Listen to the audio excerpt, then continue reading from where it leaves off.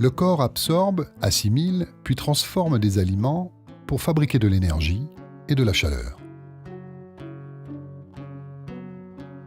La malnutrition, selon la définition de l'Organisation mondiale de la santé, est un déséquilibre entre les besoins du corps en énergie et l'apport effectif de substances nutritives. Les enfants sont les plus vulnérables, car leur organisme en plein développement a des besoins bien spécifiques. Tant qu'ils sont allaités, les bébés de 0 à 6 mois reçoivent une alimentation complète.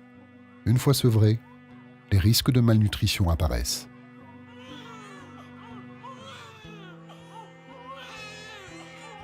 Il existe plusieurs formes de malnutrition.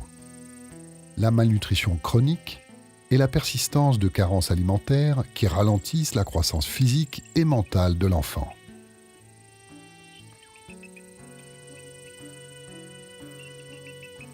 La malnutrition aiguë est une pathologie souvent conséquente d'une famine. Quand l'alimentation des enfants ne permet pas au corps d'assurer ses fonctions vitales, le corps consomme ses propres tissus, gras ou muscles. Dans un premier temps, on parle de malnutrition aiguë modérée. Si elle se poursuit, elle va évoluer vers une forme sévère, mortelle pour l'enfant. La malnutrition aiguë sévère peut prendre 2 formes. La plus courante est appelée marasme.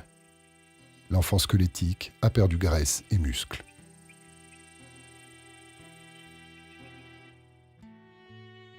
La seconde forme de malnutrition aiguë sévère est le kwashiorkor.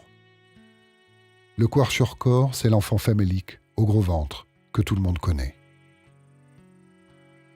L'enfant fait de la rétention d'eau, des œdèmes apparaissent sur ses pieds et, dans le pire des cas, sur tout son corps.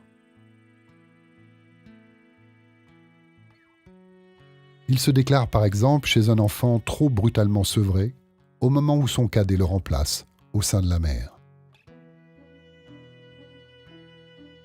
Son système immunitaire s'affaiblit, il devient vulnérable aux maladies infantiles. Les scientifiques pensaient que le kwashiorkor était dû à une carence en protéines associée à une infection. Mais aujourd'hui encore, personne ne sait précisément pourquoi il se développe.